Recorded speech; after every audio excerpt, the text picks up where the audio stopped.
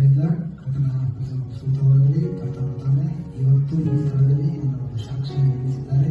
ಅದಕ್ಕಾಗಿ ದೇವರು ಕೋಟಾನು ಸಲ್ಲಿಸಿದ್ದೀನಿ.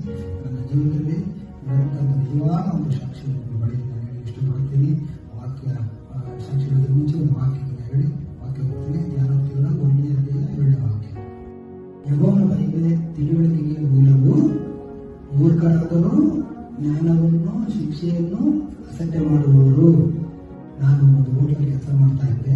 ಆ ಹೋಟೆಲ್ಗೆ ಪಾತ್ರೆ ತೊಳೆಯೋದು, ರೂಮ್ ಬಾಯ್ ಆಗಿ, ಸಪ್ಲೈಯರ್ ಆಗಿ ಕ್ಲೀನ್ ಮಾಡಿಕೊಂಡು ಕಸ ಬಿಡಿಸ್ಕೊಂಡಿದ್ದ ನನ್ನನ್ನು ದೇವರು ಅದೇ ಸ್ಥಳದಲ್ಲಿ ಸ್ಥಳದ 19ನೇ ತಾರೀಕು ಒಂದು ಚೀಫ್ ಗೆಸ್ಟ್ ಆಗಿ ನನ್ನ ಹೋಟೆಲ್ಗೆ ಕರ್ಕೊಂಡು ಹೋಗಿದ್ರು. ದೇವರು ಯಾಕೆ ಈ ವಿಷಯ ಮಾತಾಡಿದ್ದು, ಒಬ್ಬ ಮನುಷ್ಯನ ಬೆಳವಣಿಗೆ ಅವನಿಗೆ ಗೊತ್ತಾಗಲ್ಲ, ದೇವರಿಗೆ ಮಾತ್ರ ಗೊತ್ತಾಗುತ್ತೆ. ಅದೇ ಒಂದು ಮನುಷ್ಯ ಕೆಳಗೆ ಬೆಳೆದಾಗ ಅವನು ಗೊತ್ತಾಗುತ್ತೆ. ಯಾಕೆ ಆ ಮನುಷ್ಯ ಬೆಳೀತಂದ್ರೆ ಅವನಿಗೆ ಪ್ರಾರ್ಥನೆ ಇಲ್ಲ. ಉದಾಹರಣೆ ಹೇಳಬೇಕು ಅಂದ್ರೆ ಅಪೋಸ್ತಲರ ಒಡಂಬಡಿಕೆ 2ನೇ ಅಧ್ಯಾಯ 42ನೇ ವಾಕ್ಯ ಓದುವಾಗ, ಒಡಂಬಡಿಕೆ 2ನೇ ಅಧ್ಯಾಯ 42ನೇ ವಾಕ್ಯ ಓದೋಣ.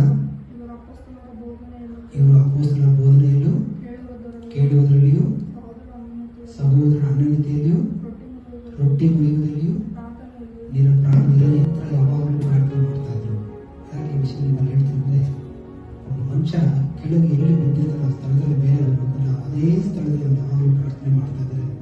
ಖಂಡಿತವಾಗಲೂ ದೇವರನ್ನು ಆಶೀರ್ವದಿಸ್ತಾರೆ. ಈ 4 ವಿಷಯ ನಮ್ಮಲ್ಲಿ ನಾವು ಕೈಗೊಂಡು ನಡೆದರೆ ದೇವರು ಖಂಡಿತವಾಗಿ ನಿಮ್ಮನ್ನು ಆಶೀರ್ವದಿಸ್ತಾರೆ. ನನ್ನನ್ನು ಆಶೀರ್ವಿಸುವ ದೇವರು ನಿಮ್ಮನ್ನು ಕೂಡ ದೇವರು ಆಶೀರ್ವದಿಸ್ತಾರೆ. ನಾನು ಇವತ್ತು ಚಿಕ್ಕ ಸಾಕ್ಷಿಯನ್ನು ಮುಗಿಸ್ತಾ ಇದ್ದೀನಿ. God bless you. ಆಮೇಲೆ